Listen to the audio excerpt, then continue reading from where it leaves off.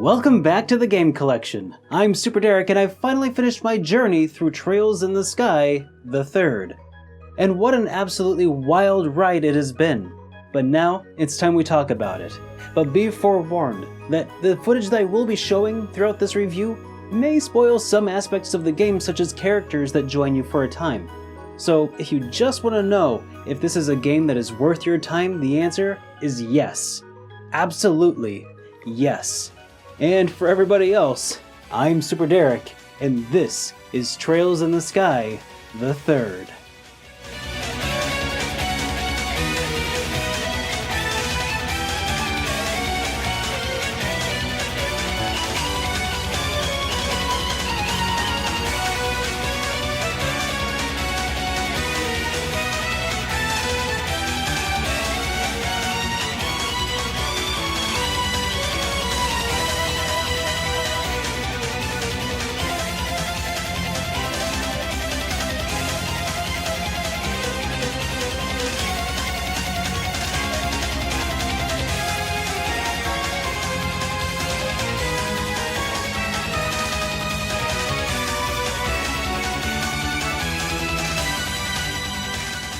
Trails in the Sky the Third is the aptly named third entry in the Kiseki series, but the English naming convention breaks stride with Trails in the Sky FC and SC because the game itself is also a bit of a departure from the first two entries. In a way, you could think of this as an extended bonus epilogue to FC and SC, and yet at the same time it is a prelude of things to come. The first major departure from the first couple of games you will likely notice is that this time around the game follows everyone's favorite onion, Father Kevin Graham, a character introduced toward the beginning of Trails in the Sky SC, and his apprentice of sorts, Reyes Argent. Major spoilers ahead for Trails in the Sky FC and SC, so skip ahead to this point in the video to stay unspoiled. The game opens with Father Kevin and talks with Professor Russell and leaders in the Loburl army meeting to discuss the fate of an artifact recovered after the fall of the Liber Ark, a floating techno-paradise island in the sky taken down by our heroes at the end of Trails in the Sky SC. The artifact appears to be inert, but the Grausritter of the Church of Eidos have a vested interest in artifacts and their containment, which is where Father Kevin and Reyes come in. Unfortunately, something causes this recovered artifact to spring to life, transporting Father Kevin Graham and Reyes Argent into what appears to be one of the several levels of Gehenna, the Trails universe version of Hell. While exploring the area and searching for a way out, they recover a shining golden cube, which is also revealed to contain everyone's favorite cannon-wielding little girl, Tita, and unlocking a way forward. And this pattern follows throughout the course of Trails in the Sky the Third. Make your way through dungeons, unlock characters by defeating bosses, and make your way further into the depths of Gehenna. And while on the surface that might sound like an extremely dungeon-heavy experience, rest assured that the game maintains a balance of fighting and dungeon exploration with long stretches of narrative, lore, and world building, character backstory expansion, and character arc building. The game accomplishes this by placing doors throughout the layers of Gehenna, and with the right characters and the right items collected, you can unlock these doors to view the events that occurred between titles, or in some cases, events that occurred long before the first title. Getting to see more glimpses of how our heroes and heroines lived in their earlier lives is both wildly endearing at times and sometimes devastatingly horrific. The events of the 15th door in particular hits like a truck and isn't for the faint of heart. One of the things that Trails in the Sky the Third did really well was enhancing my enjoyment and understanding of the previous titles in the series. For instance, Father Kevin Graham, who was introduced in Trails in the Sky SC, wasn't one of my favorite characters. In fact, I could easily say he was one of my least favorites. He showed up late to the party, it was subtle, but he never really seemed to truly fit in. But now, thanks to Trails in the Sky the Third, I can see that that was the intended effect, masterfully executed. This game really drove home to me the masterful prowess with which the series had been localized by the team at Xseed. In order to convey those feelings about Father Kevin without beating you over the head with it, without being ham-fisted about it, takes not only a great understanding of the source material, but also demands skillful and finessed writing. Once again, Trails in the Sky the Third has a powerful modding community behind it that was able to bring the Japanese voice acting from the PS Vita release of the game over to PC. This Evo voice mod, in my experience, remains the definitive way to experience the games, as it enhances the mood of the game and decreases the fatigue that can set in after reading pages and pages of dialogue.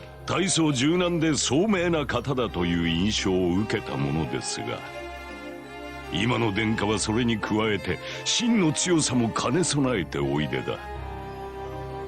Mechanically, Trails in the Sky III is also very similar to Trails in the Sky FC and SC. However, it does also introduce some new mechanics to the table that help shake things up just a little bit more than last time. Because we are now in another plane of existence, monsters and fiends fought are able to be affected by the strengths and weaknesses of 3 additional elemental types to the existing 4 from before. Time, mirage, and space elements which had previously existed outside of that elemental weakness equation are now integral to properly dispatching fiends of this world. Additionally, aside from the existing assortment of turn modifiers from before, such as critical hits and extra sepith bonuses and so on, some turns also have new modifiers such as instant death for physical attacks, damage nullification for all combatants on that turn, and being removed from this plane of existence temporarily. There's a lot of extra stuff going on that feels like a solid iteration on the existing battle system, and I welcomed it with open arms.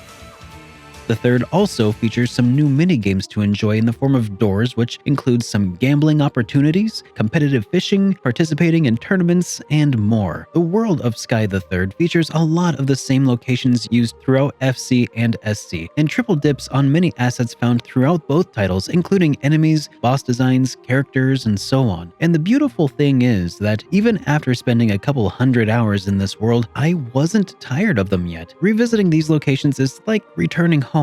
They were reused, yes, but used in a way that helped them feel fresh. And the condensed overall experience while switching locations often kept everything feeling fresh moment to moment. The third feels like a budget title comprised of some of the leftovers and scraps that were turned into a delicious, juicy game burger. Again though, where some might perceive corners cut, others will see purposeful decision making. And I think it was well done enough that most of those who make it through FC and SC will not be displeased with what they find at the end of their journey. Musically, I think Trails in the Sky III may in fact be the best of the bunch so far, and that is no small order. Many classic entries return, but the highlights are the several new compositions. Each time a new song would play, I found myself feeling the need to just say how great that song was, to the point where it was practically a meme in my Twitch streams by the end. One banger after another, Falcom continues to prove that they know exactly what they are doing. Trails in the Sky III was released digitally only on the PSP and also on PC in the West. We never got that Vita release officially, though there are patches available for those seeking them, but the best way, again, in my opinion, is to play the PC release, which also features various quality of life improvements such as the turbo speed button.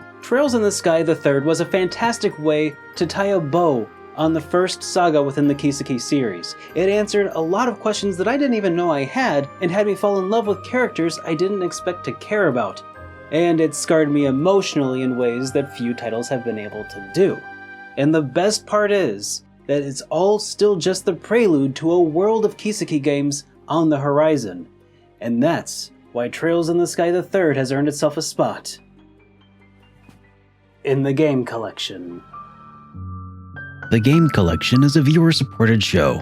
If you enjoyed this review, please consider subscribing. For live streams of my playthroughs, follow me on Twitch. And thank you for watching.